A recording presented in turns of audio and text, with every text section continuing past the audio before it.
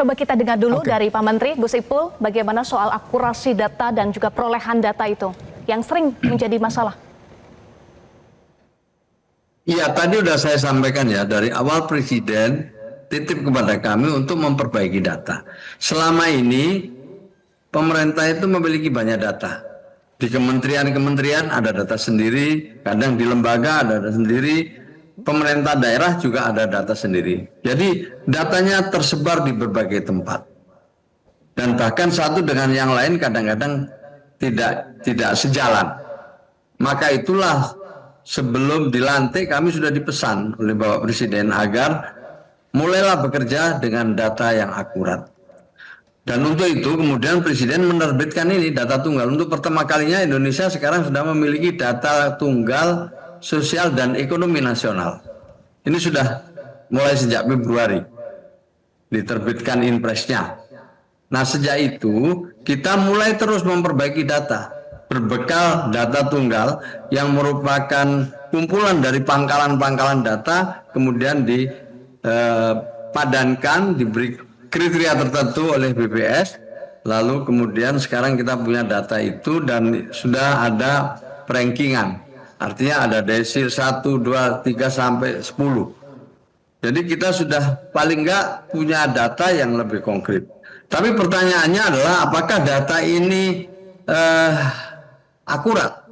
Ya tentu tidak bisa dikatakan akurat atau tidak akurat. Karena data itu memang relatif. Setiap hari ada yang wafat. Setiap hari ada yang lahir, setiap hari ada yang menikah, setiap hari ada yang pindah tempat. Jadi datanya sangat dinamis. Maka itu BPS mengajak kita. Jadi yang mengolah data, memvalidasi data, memverifikasi data sekarang itu hanya BPS. Kalau dulu Kementerian Sosial punya data sendiri. Ada kementerian misalnya Bappenas punya data sendiri. Kemudian ada data PMK dulu. Ya, pemberdayaan manusia juga punya data sendiri. Nanti BKKBN punya data sendiri. Bahkan pemerintah daerah punya data sendiri. Nah di era Bapak Presiden inilah kita ingin data-data itu dijadikan satu dan kemudian jadi referensi bersama. Supaya ini valid dan verifikasinya cukup bisa dipertanggungjawabkan, maka ada dua jalur yang dibuka. Jalur formal dan jalur partisipasi. Jalur formal itu ya tentu melalui RT, RW, kelurahan, langsung ke Dinsos, kabupaten kota, naik terus nanti sampai ke DTSen. Yang kedua partisipasi lewat aplikasi Cek Bansos, yang di situ ada fitur bisa usul, bisa sanggah. Nah, dengan cara inilah kita sebenarnya ingin terus memperbaiki data dan ingin melibatkan masyarakat, dan pelan-pelan sekarang lagi dirancang satu aplikasi yang mengajak penerima bansos itu juga aktif. Tidak hanya pemerintah yang pasif, tapi masyarakat juga aktif. Aktifnya masyarakat itu membantu kita semua agar kita memperoleh data yang akurat itu. Nah jadi jadi saya ingin sampaikan bahwa memang belum sempurna data ini, tapi upaya telah dimulai dan ke depan kalau kita bisa melakukan pemutakhiran ya setiap 3 bulan sekali, itu insya Allah ke depan data kita makin akurat. Apakah data kita ini survei atau ini tadi disebut survei atau Gus Ipul? Halo, survei atau sensus Gus Ipul? Tadi ya, survei atau sensus ya. Dulu pada dasarnya dulu dimulai dari sensus. Mungkin terakhir sensus itu nggak salah tahun 22. Nah ini BPS sedang merencanakan untuk sensus.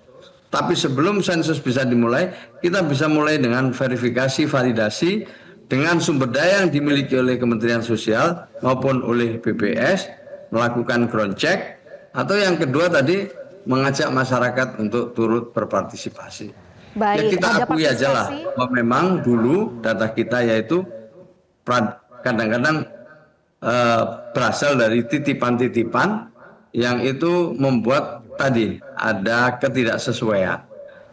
Udah disadari itu, maka kita ingin ke depan lebih baik Salah satu di antaranya ya kita koordinasi dengan PPATK ini. Gitu Oke. Mbak.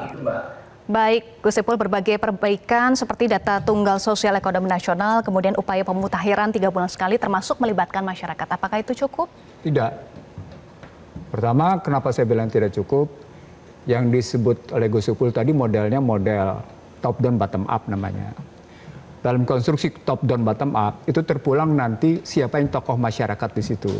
Nah, tokoh masyarakat di situ itu bisa bertindak subjektif. Irma misalnya dapetin bukti, kepala desa bisa nyatain keluarganya sebagai miskin, padahal nggak miskin. RT, jangankan di daerah, di Jakarta aja kita bisa menemukan RT, RW yang mengaku saudaranya miskin, padahal nggak miskin, dimasukin kemudian sebagai penerima bansos. Nggak usah di luar Jakarta deh, di Jakarta aja kayak gitu. Jadi artinya ketika mencoba mengambil data top dan bottom up, problematiknya adalah tingkat kejujuran orang-orang yang ada di lapangan. Nah, kalau sampai kejujuran, kita tahu kejujuran barang langka di negeri ini. Maka ketika bicara tadi seperti Puan bilang validasi, problem validasi itu menggambarkan bahwa metode validasi dia bergantung pada verifikasi. Jadi jangan langsung verifikasi validasi. Jadi ada metodenya sesungguhnya. Kalau Anda langsung bicara verifikasi sama validasi, Anda melompati kunci awal, konfirmasi. Apakah benar seorang Eva ini adalah begini? Itu profiling Eva dikonfirmasi dulu. Baik. Baru kemudian diverifikasi, dicek lagi, baru dicek lagi sampai pada validasi rekeningnya dia benar apa enggak gitu sampai tahapan-tahapan itu mesti dipenuhi dalam rangka tingkat akurasi. Yang Gus Ipul bilang tadi ini ada orang mati, itu bukan soal akurasi, itu aktualitas. Nah, di sana terbukti bahwa yang namanya akurasi, aktualitas berhubungan dengan dua hal lagi, relevan dan signifikan. Anda nggak relevan dan signifikan sebagai orang miskin karena Anda tidak termasuk dalam. Misalnya tadi disebut sama yang namanya Nasir bahwa ada rekening sampai 20 juta saldonya, 5 juta. Itu tidak relevan dan signifikan lagi, mestinya dibuang sudah langsung. Baik. Itu contoh sederhana. Itu on the table loh, masih di atas meja. Apalagi kemudian kita konfirmasi tentang siapa pemilik 20 juta itu gitu misalnya. Nah, sehingga keluar kata-kata validasi yang tidak pada tempatnya. Menurut saya kata-kata Puan menyatakan validasi itu tidak pada tempatnya. Dia tidak mengerti bagaimana metodologi penelitian itu. Harusnya bicara konfirmasi tadi ya di awal ya. Jadi konfirmasi, verifikasi, validasi, silakan ditanggapi dulu. Apalagi tadi Pak Nusib sebut kejujuran mahal, langka di negeri ini. Bu Irma. Sebetulnya kalau pemerintah mau gampang sih ya. Kita punya kepala desa di seluruh Indonesia untuk bisa mendapatkan data yang akurat. Sederhana, setiap kepala desa harus menyampaikan data orang miskin itu melalui rapat desa. Rapat desa itu harus dibikin dengan berita acara, karena ini sudah dipakai. Jadi kalau misalnya nih BPJS ya, penerima BPJS, kalau ternyata dia sudah meninggal atau dia sekarang dulu miskin sekarang kaya, itu sekarang bisa merubah data untuk bisa mendapatkan kartu PBI melalui ini, melalui sistem ini. Kepala desa harus rapat dengan rakyatnya, gitu ya, dengan rakyatnya melalui rapat desa, dan kemudian dari rapat desa itu dibikin berita acara bahwa si A sudah meninggal, bahwa si B dari kaya udah jadi miskin, misalnya kan karena ada PHK dan lain sebagainya, atau yang dari miskin sudah jadi kaya karena sudah dapat pekerjaan. Nah, ini bisa diperoleh dari sistem yang saya sampaikan tadi. Jadi kalau kita melihatnya dari mengambil datanya dari hasil survei itu sangat tidak akurat. Sangat-sangat tidak akurat. Contoh seperti kita mau mendapatkan informasi bagaimana bisa ditentukan anak-anak stunting. Kan pakai survei. Nggak akurat. Tapi ketika kita ambil datanya, ketika diambil datanya dari Posyandu, maka jauh lebih akurat. Nah, hal-hal seperti ini harusnya sudah bisa dilakukan oleh pemerintah, gampang, simple. Yang penting, apalagi sekarang IT-nya canggih. Ya tinggal kepala desa diberikan tugas ya untuk bisa memberikan informasi kepada BPS. Kalau BPS tidak melakukan sensus loh ya, itu bisa dilakukan, sederhana sekali sebenarnya. Itu bisa dilakukan, Gus Ipul, kepala desa diberikan tugas untuk menjamin akurasi dan juga aktualitas. Buat buat khususnya untuk pemutakhiran. Ini sebenarnya saya mau kirim ini mekanisme pemutakhiran itu memang ada 2 jalur ya. Jalur formal dan jalur partisipasi. Jalur formalnya itu mulai dari RT, RW, musyawarah desa atau kelurahan, nanti juga naik ke Dinsos, langsung terus kemudian ditandatangani bupati wali kota, naiklah ke DTSen. Oleh DTSen nanti dimasukkan lagi oleh BPS, diproses, divalidasi, lah kemudian BPS akan memberikan data balikan, diserahkan ke bupati untuk terus begitu dicek setiap 3 bulan sekali. Kemudian yang kedua adalah jalur partisipasi. Kita punya aplikasi namanya Cek Bansos. Aplikasi ini di situ ada fitur namanya usul atau sanggah. Orang boleh usul, boleh menyanggah. Nah sampai sekarang ini sejak bulan Maret ya kalau tidak salah itu sudah ada 500.000 orang yang mau usul. Ini udah bagus menurut saya. Udah mengusulkan. Tapi juga masih belum banyak yang menyanggah. Ada 10.000 lah lebih yang menyanggah. Nah imbang sebenarnya yang kita harapkan itu yang menyanggah itu. Semakin banyak yang menyanggah sebenarnya data kita makin akurat. Itu cara yang pertama ya. Cara yang kedua, kita ground check. Sumber daya manusia kita seperti pendamping dan lain sebagainya turun. Kita coba kemarin pada kesempatan pertama itu di triwulan kedua kita ground check bersama BPS kepada 12 penerima manfaat. 12 juta keluarga penerima manfaat. Dari hasil ground check itu 1,9 juta kita nyatakan tidak lagi memenuhi syarat untuk menerima bansos. Itu artinya kita coret.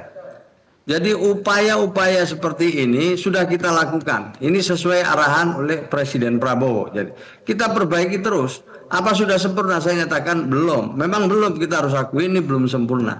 Tapi kalau kita bersama-sama melakukan verifikasi dan validasi setiap 3 bulan sekali, terus menerus, dan yang diberi mandat tunggal yaitu BPS, ya otomatis nanti kita itu akan memperoleh data yang masih akurat, makin akurat. Yang berikutnya soal kriteria, ya kita bisa berdebat lah soal kriteria siang malam, bisa seminggu, bisa 2 minggu, bisa 3 minggu.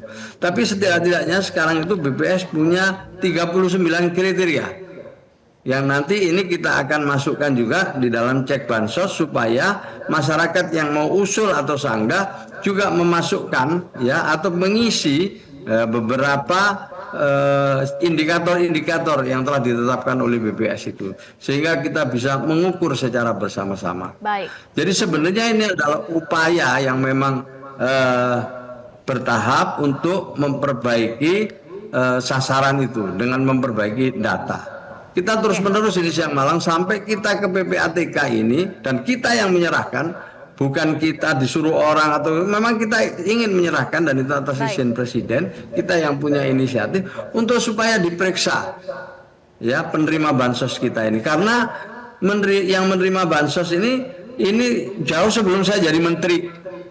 Sudah bertahun-tahun apalagi yang tadi disebut PKH. PKH itu sudah sejak tahun 2007 kalau nggak salah saya. Itu sudah cukup lama dan bahkan ada penerima bansos ini yang 15 tahun, yang 10 tahun. Ini yang sedang kita pelajari. Kenapa ada demotivasi atau memang tetap miskin atau sengaja menikmati, ini juga satu hal yang perlu kita periksa tersendiri juga gitu. Baik, Gus Maka Ipul. saya alhamdulillah dengan PPATK ini terus terang saya alhamdulillah dengan begini kita punya bahan untuk melakukan evaluasi. Evaluasi perbaikan dan tadi beberapa langkah termasuk langkah formal sudah dilakukan Bu Irma sesuai arahan Presiden. Nanti ditanggapi usai jeda ya. Pemirsa tetaplah bersama kami di Top Issue. Jelajahi cara baru mendapatkan informasi. Download Metro TV Extend sekarang.